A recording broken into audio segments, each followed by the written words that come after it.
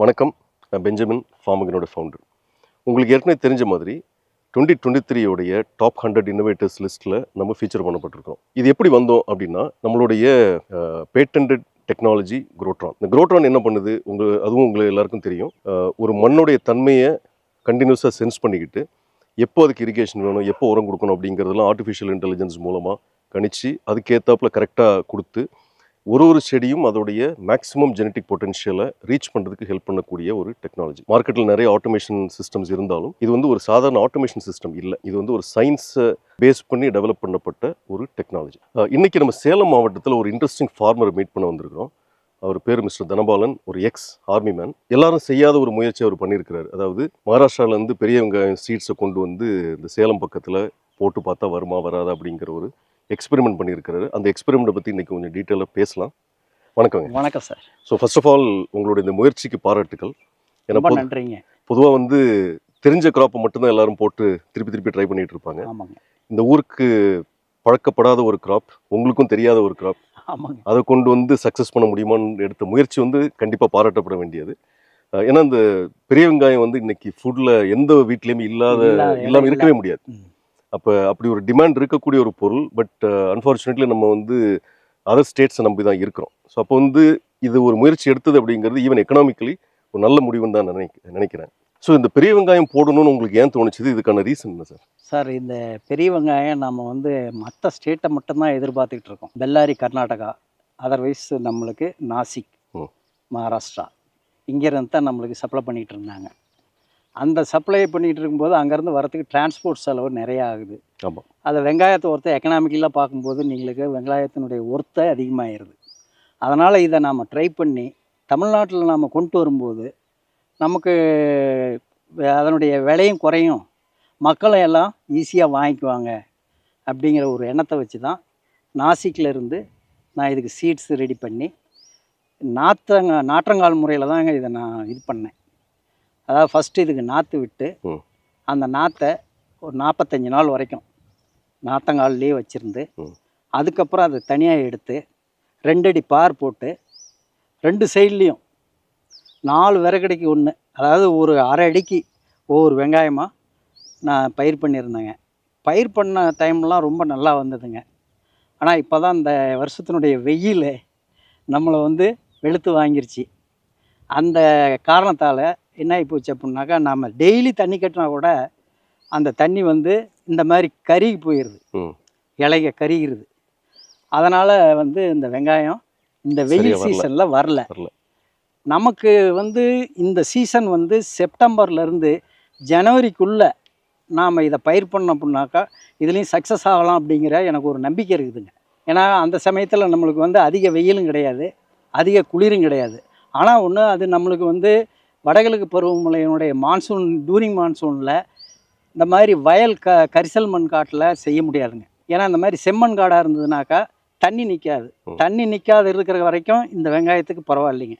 தண்ணி நின்றுச்சுனாக்கா இது அழுக ஆரம்பிச்சிடும். அதனால் அந்த டைமில் பார்த்து இந்த மாதிரி செம்மண் பூமியில் பயிர் செஞ்சாக்கா இதை நாம் கொண்டு வரலாம். நம்ம நார்மலாகவே நம்ம சின்ன வெங்காயம், ஈர வெங்காயம் செய்கிறோம் இல்லைங்க, அது நம்ம செப்டம்பர்லேருந்து ஜனவரி பிப்ரவரி வரைக்கும் நாம் இது பண்ணுறோங்க. மார்ச்சில் நம்மளுக்கு வெயில் வந்துடுது. அந்த டைமில் நம்ம ரிமூவ் பண்ணிடுறோம், கம்ப்ளீட்டாக அறுவடை பண்ணிடுறோம், ஹார்வெஸ்ட் ஆகிடுது. அதனால் நாம் அந்த டைமில் இதை செஞ்சோம் அப்படின்னாக்கா இதில் நம்ம சக்ஸஸ் ஆகலாம் அப்படிங்கிற நம்பிக்கை இருக்குது. இந்த ஆனியனோட எக்கனாமிக்ஸ் உண்மையிலே கிட்டத்தட்ட இந்த டிரான்ஸ்போர்ட்டில் ஒரு கிலோவுக்கு 10 ரூபா ஏறும். அப்போ அட்லீஸ்ட் அந்த 10 ரூபாயை நம்ம குறைக்க முடியும். ப்ளஸ் ஒரு ஊர்லேருந்து இன்னொரு ஊருக்கு வரும்போது நிறைய கைமாற்றம் நடந்து தான் வரும். ஆமாங்க. அப்போ எந்த அளவுக்கு ஒரு பையருக்கு அந்த பொருள் சோர்ஸ் பக்கத்தில் இருக்குதோ அந்த அளவுக்கு அதோடைய அதர் காஸ்ட், டிரான்ஸ்போர்ட் காஸ்ட், இந்த டீலர் காஸ்ட் இதெல்லாம் கண்டிப்பாக குறையும். ஸோ அந்த விதத்தில் தமிழ்நாடை பொறுத்த வரைக்கும் இந்த ஆனியன் ட்ரை பண்ணுறது நல்ல விஷயம்தான். இன்னொரு விஷயம், மக்கள் ரொம்ப யோசிக்காத இன்னொரு விஷயம் என்னென்னா, கிட்டத்தட்ட ஒரு 1000 கிலோமீட்டருக்கு மேலே நம்ம டிரான்ஸ்போர்ட் பண்ணி வரும்போது அந்த ஒரு கிலோ வெங்காயமும் எத்தனை kilo carbon di oxide emit பண்ணுது அந்த வண்டியோடைய டீசல் எரியறதுனால, இல்லையா? ஸோ அதனால் நம்ம பக்கத்தில் இருந்ததுன்னா ஒன்று எக்கனாமி, ரெண்டாவது அந்த கார்பன் எமிஷனையும் என்வாயன்மெண்ட் இன்னும் கொஞ்சம் க்ளீனாக நம்ம வச்சுருக்க முடியும். அதனால் டெஃபினட்டாக நம்ம தமிழ்நாட்டில் ட்ரை பண்ணணும், சக்ஸஸ் பண்ணணும். இப்போ இதை சக்ஸஸ் பண்ணணும் அப்படின்னா ஹை ப்ரொடக்ஷன் இருந்தால் தான் சக்ஸஸ் பண்ண முடியும். ஆமாம். அங்கே வந்து ஒரு ஏக்கருக்கு ஒரு 18-20 டன் எடுக்கிறாங்கன்னா நான் அதே 18-20 டன் நம்ம எடுக்கணும். இல்லை அட்லீஸ்ட் அது ஒரு இனிஷியல் 15 டன்னாவது எடுக்கணும். இனிஷியல் லேர்னிங் பீரியட் அப்படின்னு நம்ம சொல்லிக்கலாம். அப்போ கூட ஒரு 10லேருந்து 15 டன்னாவது எடுத்தால் தான் எக்கனாமிக்கலி வயபிள் சக்ஸஸ்ஃபுல் அப்படின்னு நம்ம சொல்ல முடியும். சொல்ல முடியும். இதுக்கு என்னெல்லாம் பண்ணலாம் அப்படின்னு எனக்கு தெரிஞ்ச ஒரு சில கருத்துக்களை நான் சொல்கிறேன். சரிங்க. ஃபஸ்ட்டு வந்து இந்த ஆனியன் வெரைட்டிஸ் எல்லாமே ஃப்ளட் இரிகேஷனை விட ட்ரிப் இரிகேஷனில் நல்லா பெர்ஃபார்ம் பண்ணும். இது பாயிண்ட் நம்பர் 1. ரெண்டாவது வந்து இப்போ இந்த மாதிரி நீங்கள் நட்டு வச்சுருக்கிறீங்க, இது சரியாக ஈல்டு வராததுனால நம்ம பறிக்காமல் விட்டுட்டீங்க. இப்போ இது பார்த்தீங்கன்னா இவ்வளோ தான் அதோடைய சைஸ் ஆக்சுவலாக வந்திருக்கு. ஆமாம். இப்போது ட்ரிப் இரிகேஷனில் பண்ணும்போது ப்ளஸ் வந்து இது ஒரு ரூட் கிராப் அப்படிங்கிறதுனால இந்த ரூட் கிராப் எல்லாத்துக்குமே மண் எந்த அளவுக்கு நம்ம அதுக்கு ஒரு லூஸ் பண்ணி கொடுக்குறோமோ, எந்த அளவுக்கு வந்து அது அந்த கிராப்போடைய என்டையர் லைஃபுக்கு வந்து அந்த மண்ணை நம்ம லூஸாக வச்சுருக்கிறோமோ அந்த அளவுக்கு இதோட பெர்ஃபார்மன்ஸ் பெட்டராக இருக்கும். இது ரெண்டாவது விஷயம். மூணாவது விஷயம் வந்து இந்த கிராப்புக்கு தேவையான மினரல்ஸ். நீங்கள் ஆர்கானிக் விவசாயம் பண்ணுறீங்க, ஆனால் பிளான்ட்டை பொறுத்த வரைக்கும் அதுக்கு ஆர்கானிக்காக இன்ஆர்கானிக்கெல்லாம் தெரியாது. அதுக்கு தேவை அந்த மினரல்ஸ். எப்படி நம்ம பாடிக்கு வந்து புரோட்டீன் தேவையா அது மாதிரி. ஆமாம், புரோட்டீன், ஃபேட், அதர் மினரல்ஸ் இதெல்லாம் நமக்கு எப்படி தேவைப்படுதோ அதே மாதிரி இதுக்கு வந்து என்பிகே ப்ளஸ் ஒரு 10 மைக்ரோ நியூட்ரியன்ஸ் தேவை. மினரல்ஸ் எல்லாமே ஆர்கானிக்காக பண்ணாலும் நம்ம வந்து அந்த மினரல்ஸ் மண்ணில் இருக்கிற மாதிரி பார்த்துக்கணும். இந்த 3 விஷயத்தை நம்ம பண்ணிட்டோம்னா சக்ஸஸ் பண்ணலாம். இப்போது பெட் ஃபார்மேஷன், இது நம்ம ஊரில் பண்ணுற ட்ரெடிஷ்னல் பெட் ஃபார்மேஷன் நீங்கள் பண்ணியிருக்கீங்க. அதை மேட்டு பாத்தி முறை, சின்ன வெங்காயத்துக்கு இப்படி தான் பண்ணுவாங்க. கால் முறை கரெக்ட். சின்ன வெங்காயத்துக்கு பண்ணுற அதே மெத்தடில் நீங்கள் பண்ணியிருக்கிறீங்க. இப்போது இதில் என்ன நடக்கும் அப்படின்னா, இந்த இதில் நீங்கள் தண்ணி பாய்க்கிறீங்க. இப்போ நம்ம இது இருந்த பொசிஷன் இன்னொரு தடவை பார்க்கலாம். இந்த இடத்துல தான் நான் புடுங்கியிருக்கிறேன். தண்ணி இதில் நம்ம விடும்போது இது எப்பயுமே தண்ணியில் எக்ஸ்போஸ் ஆகிட்டே இருக்குது இல்லைங்களா? இதுக்கு வந்து அந்த ஏர் வாட்டர் பேலன்ஸ்ன்னு சொல்லக்கூடிய அந்த கருத்து இருக்கு இல்லைங்களா? நம்ம பழைய தமிழ் வந்து புட்டு பதம்னு சொல்லுவாங்க. மண் வந்து புட்டு பதத்தில் இருக்கிற டைமை விட புட்டு பதம் இல்லாமல் ஒரு மாதிரி சேச்சுரேட்டட், ஆமாம், ஒரு சேச்சுரேட்டட் கண்டிஷனில் தான் வந்து இந்த ஃப்ளட் இரிகேஷன் பண்ணும்போது பெரும்பாலான டைமில் அந்த சாயில் இருக்கும். அப்போ இதுக்கு சரியான மெத்தட் நீங்கள் வந்து மகாராஷ்டிரா நாசிக் சொன்னீங்க இல்லையா? நீங்கள் பூனேலேருந்து நாசிக் வரைக்கும் எங்கே போனாலும் அங்கே எப்படி பெட் ஃபார்ம் பண்ணியிருப்பாங்கன்னா கிட்டத்தட்ட 1 அடி உயரத்துக்கு ஃபார்ம் பண்ணி, ஆமாம், ஆல்மோஸ்ட் வந்து 1.5 to 2 அடி ஆகலாம். அதில் வந்து ஒரு சிலர் சிங்கிள் இன்லைன் லேட்ரல் போட்டிருப்பாங்க, ஒரு சிலர் டபுள் இன்லைன் போட்டிருப்பாங்க. இப்போ இங்கே போட்டிருக்கிறது பூரா பெல்லாரி அண்டு நாசிக்கு, ஜம்கேத்து, பூனே, இந்த இடத்துல போடும்போது 3 லேட்டரல் வரும். கரெக்ட். ஸோ அது வந்து எத்தனை ரோ வைக்கிறாங்கன்றதை பொறுத்து இருக்குது. குறைஞ்சபட்சம் வந்து ஒரு டபுள் இன்லைனாவது போட்டு நீங்கள் ஒரு சில இடத்துல பார்த்தீங்கன்னா அந்த பெட்டுக்கு மேலேயே ஒரு 10 சென்டிமீட்டர்ஸ் கேப்பில் வச்சுருப்பாங்க. அப்போ நம்ம வந்து 2 அடி பண்ணும்போது 60 சென்டிமீட்டர் கிடைக்குது. அதில் வந்து குறைஞ்சபட்சம் 4 ரோ வைக்க முடியும். அப்போ டபுள் இன்லைன் போதுமானது. ஒரு சிலர் அதை விட பெட்டு இன்னும் கொஞ்சம் பெருசாக வச்சு அந்த 4 ரோங்கிறது 6 ரோ வரைக்கும் கூட பண்ணுவாங்க. இதில் முக்கியமான விஷயம் என்னென்னா, அந்த மாதிரி நீங்கள் பெட் ஃபார்ம் பண்ணி சொட்டு நீர் மூலமாக பாய்க்கும்போது, அதுவும் சொட்டு நீர் வந்து நம்ம அதை பற்றி நிறைய தடவை பேசியிருக்கிறோம். அதில் நம்ம மண்ணுக்கு தேவையான சரியான டிஸ்சார்ஜ் உள்ள லேட்டரல்ஸ் நம்ம யூஸ் பண்ணி பண்ணும்போது என்ன ஆகும்னா, மண் இருக்கிற பிரச்சனையும் வராது. அது மாதிரி இந்த கண்டிஷனில் இப்போ நீங்கள் ஃப்ளட் இரிகேஷன் பண்ணும்போது பெரும்பாலும் அதில் தண்ணி எக்ஸ்போஷர் அந்த ரூட் ஜோனுக்கு இருந்துகிட்டே இருக்கும். அந்த எக்ஸ்போஷரும் இருக்காது. அந்த புட்டுப்பதம் அப்படிங்கிற கண்டிஷனில் அந்த பிளான்ட் வந்து ஃபுல் டைம் இருக்கும்போது அதோடைய பெர்ஃபார்மன்ஸ் ஃபஸ்ட்டு பெட்டர் ஆகும். இப்போ நம்ம டெக்னாலஜி குரோட்ரான் அப்படின்னு நம்ம சொன்னோம் இல்லைங்களா? குரோட்ரானோட வேலையை தான் அது என்ன பண்ணுன்னா, ட்ரிப் இரிகேஷனை வந்து கண்ட்ரோல் பண்ணுது. எப்படி கண்ட்ரோல் பண்ணணும்னா, அங்கே என்ன ஈரப்பதம் இருக்குது அப்படிங்கிறத மானிட்டர் பண்ணிவிட்டு இந்த ஈரப்பதம் எப்போ குறையும் அப்படிங்கிறத செயற்கை நுண்ணறிவு மூலமாக கணிச்சு காயாமல் இருக்கணும், லேண்ட் வந்து ட்ரை ஆகிடக்கூடாது. அப்போ எப்போ எவ்வளோ நேரம் இரிகேட் பண்ணால் ட்ரை ஆகாது அப்படிங்கிறத கணிச்சு இரிகேஷன் பண்ணக்கூடிய சிஸ்டம் தான் அந்த குரோட்ரான். அப்போ இந்த குரோட்ரான் மாதிரி சிஸ்டம் யூஸ் பண்ணும்போது என்ன நடக்கும்னா, அந்த தண்ணி கட்டி இருக்கிற பிரச்சனையே வராது, காஞ்சு போகிற பிரச்சனையே வராது. சிம்பிளாக சொல்ல போனோம்னா, புட்டுப்பதம் அப்படிங்கிற பதத்தை 24 மணி நேரம் மெயின்டைன் பண்ணும். இதை பண்ணாவே நம்ம செடிக்கு தேவையான வெங்காயத்துக்கு பர்டிகுலராக தேவையான ஒரு பெரிய என்வாயன்மெண்ட்டை நம்ம கிரியேட் பண்ணி கொடுத்துரும். இப்போ சார் நம்ம அந்த இது ட்ரிப் இரிகேஷன் பண்ணுறோம்ல, அப்போ வந்து நாம் கொடுக்குற இயற்கை உரமோ இல்லை செயற்கை உரமோ அதை எப்படி நாம் அப்ளை பண்ணுறது? கரெக்ட், நல்ல கேள்வி. இப்போ 2வது பாயிண்ட் அதுக்கு தான் வர வந்தேன். அதாவது ஒன்று வந்து அதுக்கு தேவையான ஒரு என்வாயன்மெண்ட்டை நம்ம கிரியேட் பண்ணி கொடுக்குறோம். 2வது அதுக்கு தேவையான மினரல்ஸை நம்ம கொடுக்குறோம். அந்த மினரல்ஸை கொடுக்கும்போது கெமிக்கலை பொறுத்த வரைக்கும், அதாவது இன்ஆர்கானிக் ஃபார்மிங்கை பொறுத்த வரைக்கும், ஆனியனுக்கு என்ன ரேஷியோவில் அந்த 13 மினரல்ஸ் இருந்தால் அது வந்து 18 டன் வர முடியுன்ற கணக்கு இருக்குது. அது ஏற்கனவே வந்து அதுக்கு நிறைய ரிசர்ச் பேப்பர்ஸ் இருக்குது. அந்த சயின்ஸை ஃபாலோ பண்ணி தான் இந்த மகாராஷ்டிரா ஃபார்மர்ஸாக இருக்கட்டும், இல்லை நம்ம கர்னூலில் இருக்கிற ஃபார்மர்ஸாக இருக்கட்டும், பெல்லாரியில் இருக்கிற ஃபார்மர்ஸ், இவங்கெல்லாம் வந்து அந்த சயின்ஸை ஃபாலோ பண்ணுறாங்க. அப்போது என்னோட சாயிலை டெஸ்ட் பண்ணி இவ்வளோ எண் வேணும், இவ்வளோ பி வேணும், இவ்வளோ கே வேணும், இவ்வளோ கால்சியம் வேணும் அப்படின்னு நமக்கு தெரியுது. நம்ம சாயில் எவ்வளோ இருக்குன்றதை நம்ம கண்டுபிடிச்சிட்டு என்ன டிஃப்ரென்ஸோ அதை வந்து நம்ம உரம் அப்படிங்கிற பேரில் வாங்கி கொடுக்கும்போது அந்த பிளான்ட் வந்து நல்லா பெர்ஃபார்ம் ஆகும். இப்போ உங்கள் கேஸில் நீங்கள் வந்து ஆர்கானிக் கல்டிவேஷன் பண்ணுறீங்க. இந்த ஆர்கானிக் கல்டிவேஷனில் இருக்கக்கூடிய ஒரு சின்ன குறைபாடு என்ன அப்படின்னா, இந்த மினரல்ஸை நம்மளால் கரெக்டாக கணிக்க முடியாது. அப்போ இதில் வந்து நம்ம ஒரு இன்னோவேஷன் நமக்கு தேவைப்படுது. இப்போ எனக்கு தெரிஞ்ச ஒரு சின்ன சிம்பிள் விஷயம் என்னென்னா, நீங்கள் வந்து காம்போஸ்ட் பண்ணுவீங்க. கண்டிப்பாக வந்து ஒரு ஆர்கானிக் விவசாயி வந்து 2 முக்கியமான விஷயம் பண்ணுவாங்க. ஒன்று காம்போஸ்ட் ரெடி பண்ணுறது, இன்னொன்று ஒரு சில கரைசல்கள், பஞ்சகாவியம், ஜீவாமிர்தம், இந்த மாதிரியான கரைசல்கள் நீங்கள் ரெடி பண்ணுறீங்க. இதில் எல்லா ஆர்கானிக் விவசாயியுமே ரொம்ப தவறாமல் பண்ணுற ஒரு விஷயம் ஜீவாமிர்தம் ரெடி பண்ணிடுவாங்க. இப்போ ஆமாம், இப்போ இந்த ஜீவாமிர்தத்தை பொறுத்த வரைக்கும் அதில் ஓரளவுக்கு சின்ன சின்ன மினரல்ஸ் இருந்தாலும் பெரும்பாலும் அதில் இருக்கக்கூடியது வந்து மைக்ரோபியல் கன்சோர்ஷியம், நுண்ணுயிர்கள் அதுதாங்க இருக்குது.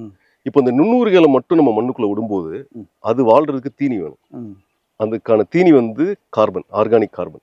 அந்த ஆர்கானிக் கார்பன் இந்த மண்ணில் இல்லாத பட்சத்தில் நம்ம கொடுக்கக்கூடிய அந்த ஜீவாமிர்தம், அதில் இருக்கக்கூடிய மைக்ரோப்ஸ் ஆக்சுவலாக சாக தான் போகுது. ஸோ அப்போ வந்து நீங்கள் அந்த ஜீவாமிர்தத்தை கொடுக்கும்போது அதில் மில்லியன்ஸ் ஆஃப் இல்லைன்னா பில்லியன்ஸ் ஆஃப் மைக்ரோப்ஸ் அதில் வரும். ஆனால் கார்பன் இல்லை அப்படின்னா அது செத்து போயிடும். ஸோ இந்த மைக்ரோப்ஸ் ஏன் தேவை? இது வெங்காயம் நம்ம ஏற்கனவே பேசணும், ரூட் கிராப்பு. அப்போ வந்து மண் ஒரு ஏரேஷனோடு இருக்கணும், லூஸாக இருக்கணும்.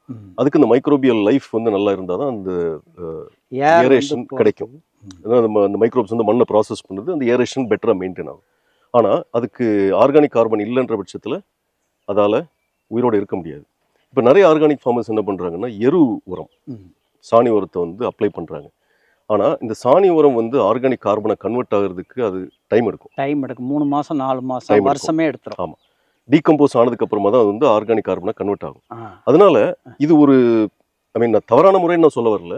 ஆனால் இந்த கிராப்புக்கு தேவையான சத்து நமக்கு வேணும்னா இதை நீங்கள் போடுறதுக்கு முன்னாடியே ஒரு டீகம்போஸ் பண்ணி நீங்கள் இதில் அப்ளை பண்ணும்போது டீகம்போஸ் மெட்டீரியலாக நம்ம அப்ளை பண்ணோம் அப்படின்னா அங்கே நீங்கள் கொடுக்கக்கூடிய மைக்ரோப்ஸ் இருக்கு இல்லையா, அந்த மைக்ரோப்ஸுக்கு ஒரு ஃபுட்டாக ரெடிமேடாக அங்கே இருக்கும். இல்லைன்னா அந்த எரு வந்து அதுக்கு ஃபுட்டாக அந்த நேரத்தில் இருக்க போகிறது இல்லை, அது டீகம்போஸ் ஆகிறதுக்கு டைம் ஆகும். இது வந்து எனக்கு தெரிஞ்ச ஆர்கானிக் ஃபார்மர்ஸ் திங்க் பண்ண வேண்டிய ஒரு பாயிண்ட். ரெண்டாவது பாயிண்ட் என்னென்னா, ஆர்கானிக்கில் வந்து இந்த மினரல்ஸ் எவ்வளோ இருக்கும்னு நமக்கு தெரியாது. ஆனால் எந்த சோர்ஸில் என்ன மினரல் இருக்குது அப்படிங்கிறது ஓரளவுக்கு மக்களுக்கு தெரியும். இப்போ வந்து கடல் பாசியில் என்ன இருக்குது, வாழைத்தண்டில் என்ன இருக்குது, ஸோ எதை போட்டால் என்ன மினரல் மிக்ஸ் வரும் அப்படிங்கிறது நிறைய ஆர்கானிக் ஃபார்மர் இப்போ தெரிஞ்சு தான் வச்சுருக்குறாங்க. அப்போ இந்த செடிக்கு தேவையான மினரல்ஸ் என்ன, என்பிகே எவ்வளோ, மற்ற மினரல்ஸ் என்ன அப்படின்ற கணக்கு எடுத்துக்கிட்டு அந்த சோர்ஸஸை நம்ம காம்போஸ்ட்டில் கொடுத்து அந்த காம்போஸ்ட் நம்ம ரெடி பண்ணோம் அப்படின்னா ஓரளவுக்கு அந்த மினரல்ஸையும் நம்ம அதில் வந்து உள்ளே கொண்டு வந்துடும், அந்த காம்போஸ்ட்டுக்குள்ளே கொண்டு வந்துடும். அப்போ அந்த மினரல்ஸ் அப்ளை பண்ணும்போது அதில் இருக்கக்கூடிய கார்பன், நீங்கள் கொடுக்குற ஜீவாமிர்தத்தில் இருக்கக்கூடிய உயிரினங்களுக்கு உணவாகவும், நீங்கள் டீகம்போஸ் பண்ணும்போது நிறைய ஐட்டம்ஸ் போட்டு மினரல்ஸ் நம்ம கிரியேட் பண்ணுறோம் இல்லையா, அது வந்து செடிக்கு உணவாகவும் பயன்பட்டுரும். ஆனால் இப்போ ஆர்கானிக்ல இருக்கிற பிரச்சனை என்னென்னா, நம்ம வந்து பெரும்பாலும் மைக்ரோப்ஸ் உள்ளே கொடுத்துட்றோம்.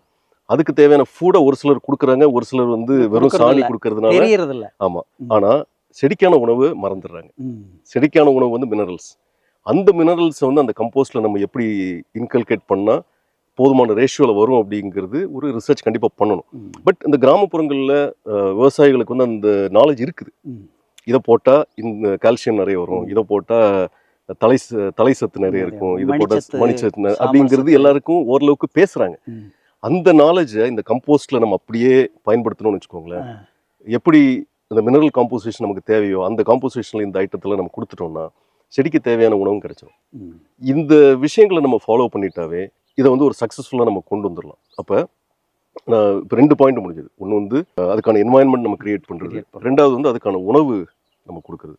மூணாவது முக்கியமான விஷயம் என்னென்னா, இப்போ நீங்கள் வந்து ஆனியன் ரொம்ப பாப்புலராக இருக்கக்கூடிய இடங்களை நீங்கள் பார்த்தீங்கன்னா, காலையில் நேரத்தில் அதாவது டே டைமில் வந்து ஒரு நல்ல சூடான என்வாயன்மெண்ட்டும், நைட் டைமில் ஒரு குளிர்ச்சியான என்வாயன்மெண்ட்டும் இருக்கக்கூடிய இடங்கள்ல தான் ஆனியன் பொதுவாக நல்லா வளர்ந்துட்டு இருக்குது.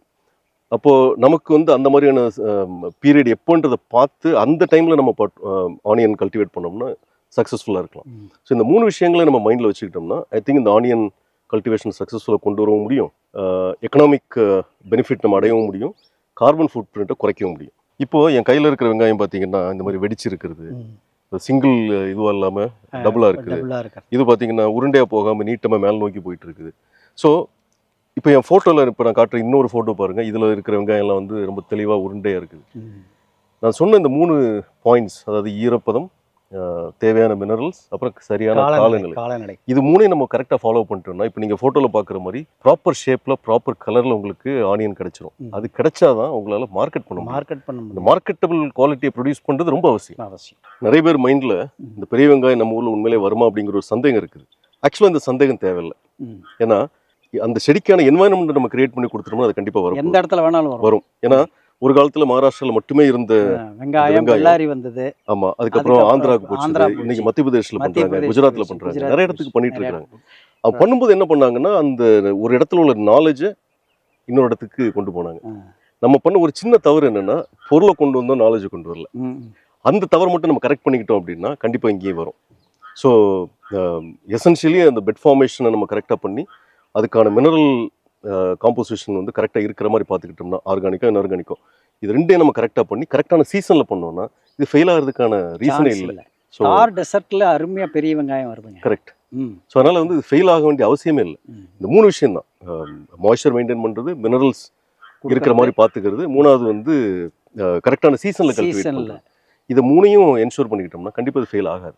சார் இப்போ நாம் இப்போ இந்த 3 இதுவும் டிசிஷனும் நம்ம ஒவ்வொருத்தருக்கும் தெரிஞ்சுக்கலாம்னு வச்சுங்க. இப்போ 4வது இப்போ இந்த ஏரியாவெல்லாம் வந்துங்க தண்ணி வந்து அவ்வளோ வசதி கிடையாதுங்க. இது வந்து ஒரு டெல்டாவோ இல்லை ஒரு ஆற்றுப்படுகையோ இல்லை. ஆமாம், எல்லாம் இங்கே வந்து கிணத்தை நம்பியும் போரை நம்பியும் தான் செய்கிறாங்க. இதுக்கு நம்ம இந்த குரோட்டோன் சிஸ்டத்தில் நமக்கு தண்ணி எவ்வளோ கன்சியூம் ஆகும்? ஓகே, இப்போது பொதுவாக வந்து ஃப்ளட் இரிகேஷன்லேருந்து நீங்கள் ட்ரிப் இரிகேஷனாக மாறும்போது, குரோட்ரான் போடுறதுக்கு முன்னாடி ட்ரிப் இரிகேஷனாக மாறும்போதே கிட்டத்தட்ட ஒரு 50% தண்ணி தேவை குறைஞ்சிரும். இப்போ நீங்கள் கொஞ்சம் யோசிச்சு பார்த்தீங்கன்னா நம்ம சைடில் தண்ணி ஓடுது இல்லைங்களா ஃப்ளட் இரிகேஷனில், அந்த ஓடுறதுல செடிக்கு தேவையானதை விட நிறைய நம்ம கொடுக்குறோம், எவாபரேட் ஆகும், வெளியில் போயிடும். ஆமாம், ஸோ அந்த செடிக்கு பயன்படுறதை தாண்டி நிறைய எவாபரேட் ஆகுது. ட்ரிப் இரிகேஷனில் கொடுக்கும்போது எவாபரேஷனுக்கு அங்கே இடம் இல்லை, கொஞ்சம் ஆகும், ஆனால் பெரும்பாலும் வந்து செடிக்கு மண்ணுக்கு வந்து போயிடும், செடிக்கு தேவையானது போயிடுது. இப்போ அந்த ட்ரிப் இரிகேஷன் போட்டால் கூட என்ன பிரச்சனைன்னா நம்ம எல்லார் மைண்ட்லையும் இருக்கிறது, ஃப்ளட் இரிகேஷன் பண்ணி பழகினவங்க ட்ரிப் இரிகேஷனுக்கு மாறும்போது அவங்களுக்கு ஒரு பயம், என்ன நேச்சுரலாக ஒரு என்ன பயம் இருக்குன்னா, ஐயோ காஞ்சி போன மாதிரி இருக்குது நம்ம காடு, எப்படி வளமாக தண்ணி கட்டிக்கிட்டு இருந்தோம் அப்படின்ற ஒரு பயத்தில் என்ன பண்ணுவாங்கன்னா பல மணி நேரம் அந்த வேல்வை ஓப்பனில் விட்டுருவாங்க. எனக்கு ஃப்ரீ கரண்ட்டு, அதனால் மோட்டரும் ஆன்லேயே இருக்கும், பல மணி நேரம் அதை ஆன் பண்ணி தண்ணி ஆக்சுவலாக வடிய ஆரம்பிக்கும், அந்த அளவுக்கு விட்டுருவாங்க. அப்போ அந்த தண்ணி சேமிப்புன்றது ஆக்சுவலாக கொஞ்சம் குறைஞ்சிரும். எதனாலன்னா மைண்ட் செட். இதில் குரோட்ரான் என்ன பண்ணுதுன்னா நம்ம சென்ஸ் பண்ணி தண்ணி தேவைன்னா மட்டும்தான் இரிகேஷன் கொடுக்கும். அதனால நாங்கள் இது வரைக்கும் பார்த்த விதத்தில் ட்ரிப் இரிகேஷன் போட்டவங்க குரோட்ரான் அடாப்ட் பண்ணும்போது அந்த ஏற்கனவே இருந்த ட்ரிப் இரிகேஷன்லேயே கிட்டத்தட்ட 40-50% தண்ணி சேமிப்பாகுது. இந்த சேமிப்பும் நமக்கு வந்து இன்னைக்கு இருக்கிற தண்ணி நாளைக்கு இருக்குமான்னு தெரியாது, அதனால தண்ணியை சேமிக்க வேண்டியது ரொம்ப அவசியம். அது மாதிரி இந்த தண்ணியை கொண்டு வந்து சேர்க்கறதுக்கு கரண்ட் யூஸ் பண்ணுறோம், அந்த எலக்ட்ரிசிட்டி ப்ரொடியூஸ் பண்ணுறது ரொம்ப பொல்யூட்டிங் சமாச்சாரம்.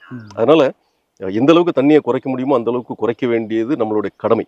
லாஸ்ட் ஒரு 2-3 வருஷமாகவே நீங்கள் கொஞ்சம் நியூஸ் பேப்பர்லாம் பார்க்கும்போது துபாயில் மழை பெய்யுது, அதுவும் பெருமழை பெய்யுது.